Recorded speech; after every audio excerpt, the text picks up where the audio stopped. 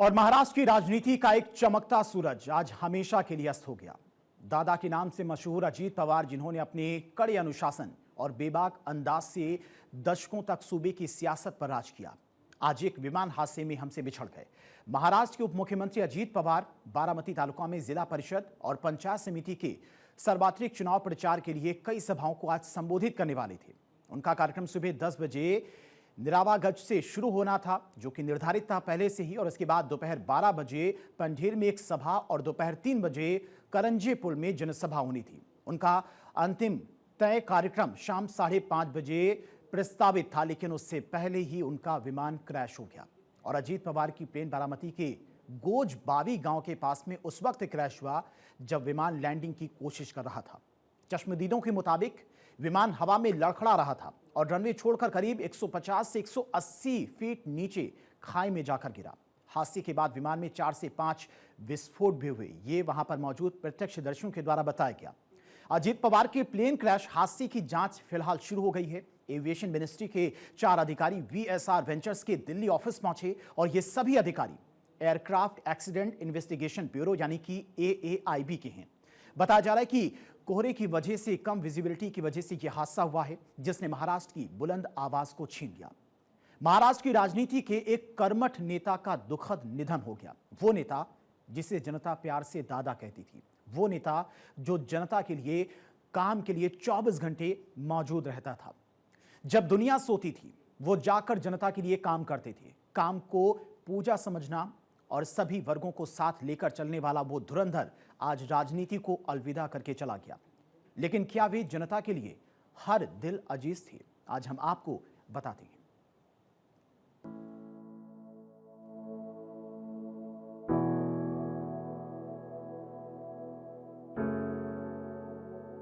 महाराष्ट्र की सियासत के गलियारों में सन्नाटा है।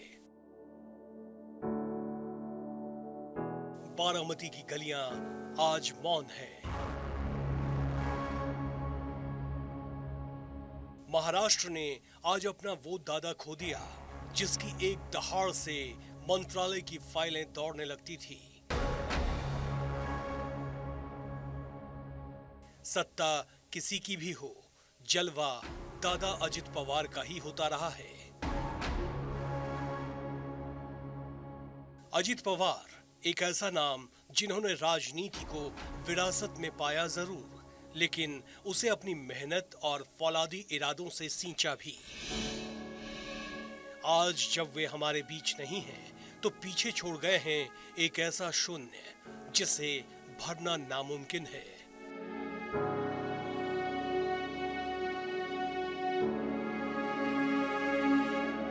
अजित पवार का सफर सहकारिता की उन जड़ों से शुरू हुआ था जो महाराष्ट्र की असली ताकत है। महज 23 साल की उम्र में जब युवा अपने भविष्य की तलाश में होते हैं, तब अजीत दादा कोऑपरेटिव शुगर फैक्ट्री के बोर्ड में बैठकर किसानों की तकदीर लिख रहे थे। 1991 में पुणे सेंट्रल कोऑपरेटिव बैंक की कमान संभाली और 16 सालों तक उसे शिखर पर बनाए रखा। ये उनके कुशल प्रबंधन का ही लोहा था कि बारामती की जनता ने उन्हें इतना प्यार दिया कि दादा ने कभी पीछे मुड़कर नहीं देखा। साल 1995 में वे बारामती सीट से विधानसभा चुनाव जीते। फिर बारामती सीट को उन्होंने अपना अभेद्य किला बना दिया, जहां से उन्हें हर बार जनता का भरोसा मिला। इस सीट से उन्होंने 7 बार चुनाव जीता। यही सीट उन्हें राज्य स्तर की राजनीति में मजबूती से स्थापित करती चली गई।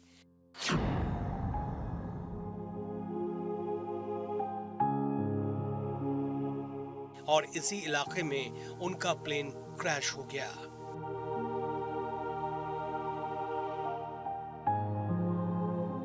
बारामती की सीट से उन्होंने 7 बार चुनाव जीता। कहते हैं कि शरद पवार अगर एनसीपी की आत्मा थे, तो अजित पवार उसकी काया। चाचा के साए में राजनीति के गुर सीखे, लेकिन अपनी पहचान एक एडमिनिस्ट्रेटर के तौर पर बनाई। वे अनुशासन के इतने पक्के थे कि सुबह 6 बजे उनका काम शुरू हो जाता था। वित्त हो, सिंचाई हो या जल संसाधन, अजित पवार ने हर विभाग को अपनी ऊर्जा से भर दिया। अजित पवार पहली बार 2010 में महाराष्ट्र के उप मुख्यमंत्री बने। इसके बाद वे अलग अलग सरकारों में इस पद पर कई बार रहे। महाराष्ट्र में तो उनके लिए ये तक कहा जाता था कि महाराष्ट्र में सीएम की कुर्सी फिक्स नहीं है, लेकिन डिप्टी सीएम की अजित दादा के लिए फिक्स है। अपने डिप्टी सीएम के पद के लिए तो वो खुद भी कई बार हंसते हुए कहते थे, राज्याचे उपमुख्यमंत्री दादा, काही लोक परमनंट उपमुख्यमंत्री म्हणतात, पण माझ्या तुम्हाला शुभेच्छा आहेत. तुम्ही जरूर एक दिवस मुख्यमंत्री व्हा असे आमचे अजित दादा पवार. महाराष्ट्र ने एक ऐसा नेता खो दिया जिसकी घड़ी कभी नहीं रुकती थी। मंत्रालय के कर्मचारी बताते हैं कि जब लोग सोकर उठते थे तब तक अजित दादा फाइलों का ढेर निपटा चुके होते थे। अनुशासन ऐसा कि बड़े बड़े अधिकारी भी उनके सामने आने से पहले अपनी घड़ी मिलाया करते थे। वे काम के प्रति इतने ईमानदार थे कि जनता की समस्याओं के लिए उनके दरवाजे और मोबाइल हमेशा खुले रहे। ऊपर से नारियल की तरह सख्त दिखने वाले दादा का दिल हमेशा महाराष्ट्र के किसानों और आम आदमी के लिए धड़कता था। वे कड़वा सच बोलने से कभी नहीं गुरेज करते थे, क्योंकि उन्हें झूठ की राजनीति पसंद नहीं थी। उन्होंने जो वादा किया उसे पत्थर की लकीर माना। उनकी यही जबान की पक्की छवि उन्हें औरों से अलग और महान बनाती है। चाचा शरद पवार से राजनीतिक रिश्ते चाहे खराब हुए, लेकिन पारिवारिक रिश्ते उन्होंने कभी खराब नहीं होने दिए। बहन सुप्रिया और चाचा के खिलाफ कभी भी उन्होंने एक शब्द भी नहीं बोला। चाहे जीत हो या हार, अजित दादा कभी विचलित नहीं हुए।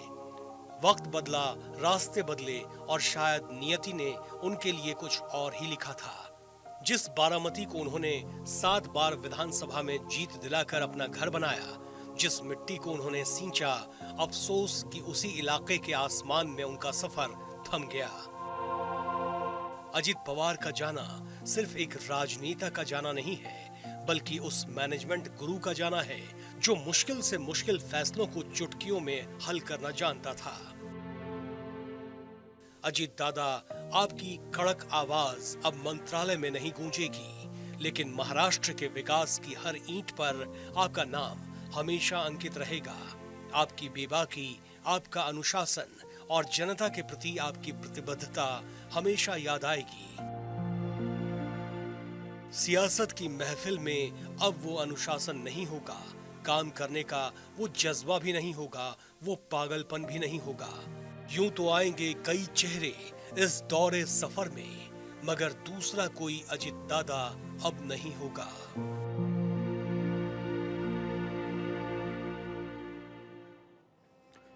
और महाराष्ट्र की राजनीति का पावर हाउस आज खामोश हो गया है। अजित पवार एक ऐसा नाम जिनके फैसलों की धमक पूरे महाराष्ट्र में सुनाई देती थी। महाराष्ट्र ही नहीं, दिल्ली तक भी सुनाई देती थी, और आज एक दुखद विमान हादसे में काल के गाल में समा गए। अजित पवार की राजनीतिक पहचान बारामती से अटूट रूप से जुड़ी हुई है, जिससे उन्हें इस क्षेत्र में दादा यानी कि बड़े भाई का लोकप्रिय नाम मिला। उन्होंने 1991 में अपनी चुनावी यात्रा की शुरुआत की, जो बारामती के साथ एक राजनीतिक जुड़ाव की शुरुआत थी, जो 3 दशकों से अधिक समय तक चला। महाराष्ट्र विधानसभा के लिए अपने पहले चुनाव के बाद से उन्होंने लगातार बारामती निर्वाचन क्षेत्र का प्रतिनिधित्व किया और ये सीट लगातार 8 बार जीती। साल 2024 के विधानसभा चुनाव में भी यहां से उन्हें जीत मिली, लेकिन दादा के जाने के साथ ही महाराष्ट्र की सियासत में एक यक्ष प्रश्न खड़ा हो गया है। कौन संभालेगा अजित पवार की सियासी विरासत? कौन होगा एनसीपी का अगला चेहरा? फिलहाल अजित पवार की पत्नी सुनेत्रा पवार भी सक्रिय राजनीति में हैं और वर्तमान समय में राज्यसभा सदस्य हैं। अजित पवार के 2 बेटे भी हैं, जिसमें जय पवार बिजनेसमैन हैं तो दूसरे बेटे पार्थ पवार राजनीति में हैं और लोकसभा चुनाव भी लड़े थे, लेकिन हार गए थे। अजित पवार के चाचा शरद पवार महाराष्ट्र की राजनीति के सबसे वरिष्ठ और प्रभावशाली नेताओं में गिने जाते हैं, जबकि भतीजे योगेंद्र पवार भी पारिवारिक और राजनीतिक आयोजनों में सक्रिय रूप से शामिल रहते हैं। अजित पवार की पत्नी सुनेत्रा राज्यसभा सदस्य हैं और बेटे पार्थ पवार राजनेता हैं। उम्मीद की जा रही है कि वे दोनों ही अजित पवार की एनसीपी और राजनीतिक विरासत संभाल सकते हैं। आपको दिखाते हैं कि सियासत की वारिस को लेकर उठ रहे सवालों पर हमारी ये खास रिपोर्ट।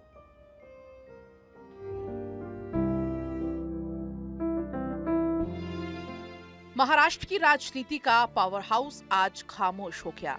अजीत पवार एक ऐसा नाम जिनके फैसलों की धमक मंत्रालय से लेकर दिल्ली तक सुनाई देती थी, आज एक दुखद विमान हादसे में वो काल के गाल में समा गए। लेकिन दादा के जाने के साथ ही महाराष्ट्र की सियासत में एक यक्ष प्रश्न खड़ा हो गया है।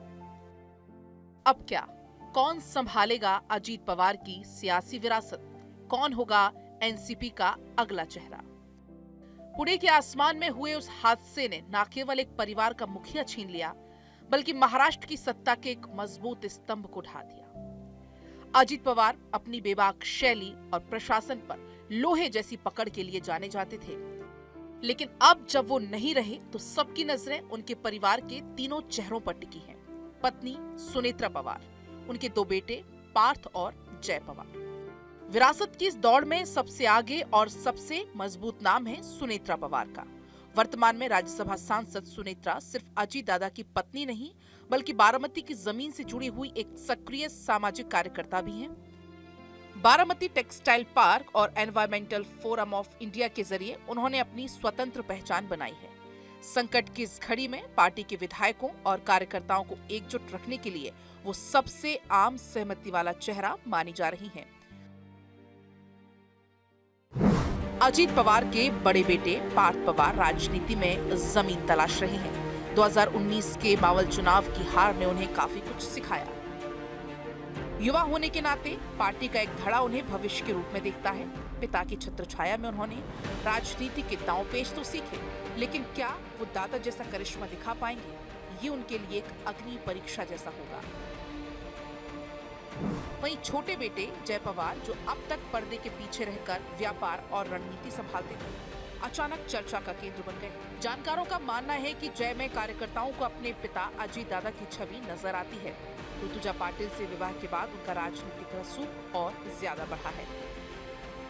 ऋतुजा पाटिल बिजनेसमैन परिवार से आती हैं, सोशल मीडिया कंपनी चलाने वाले प्रवीण पाटिल की बेटी हैं और खूब पढ़ी लिखी हैं। दोनों पति पत्नी दादा की विरासत को संभालने में, पार्टी को एकजुट रखने में बड़ी भूमिका निभा सकते हैं। 2024 में लोकसभा चुनाव के दौरान जय ने अपनी मां सुनेत्रा पवार के लिए प्रचार किया था और उसी साल विधानसभा चुनाव में पिता अजीत पवार के समर्थन में भी सक्रिय रहे। इसलिए उन्हें भी अजीत पवार के वारिस के तौर पर देखा जा सकता है। चुनौती सिर्फ घर के अंदर नहीं, बल्कि बाहर से भी है। भतीजे युगेंद्र पवार, जिन्होंने हाल ही में दादा के खिलाफ बिगुल फूंका था, अब शरद पवार की छत्रछाया में बारामती की जनता को वापस खींचने की कोशिश करेंगे। क्या बारामती की जनता सहानुभूति की लहर में अजीत पवार के परिवार के साथ खड़ी होगी या फिर साहब यानी कि शरद पवार के पास लौट जाएगी? अभी पिछले दिनों ही परिवार में एकता आई थी। चर्चा चल रही थी कि क्या आगे दोनों एनसीपी एक बार फिर से एक होंगी, चाचा और भतीजे का मिलन होगा, क्योंकि दिवाली पर सारा परिवार एक साथ भी नजर आया था। लेकिन दादा के बाद कौन? बारामती के अवैध किले का अगला वारिस कौन?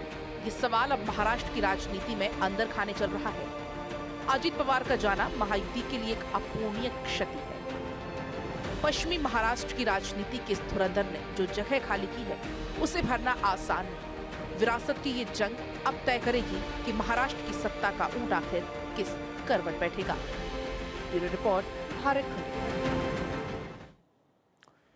तो वाकई में महाराष्ट्र की राजनीति को आज एक बहुत बड़ा नुकसान हुआ है और शायद ही कोई इसकी भरपाई कर पाए।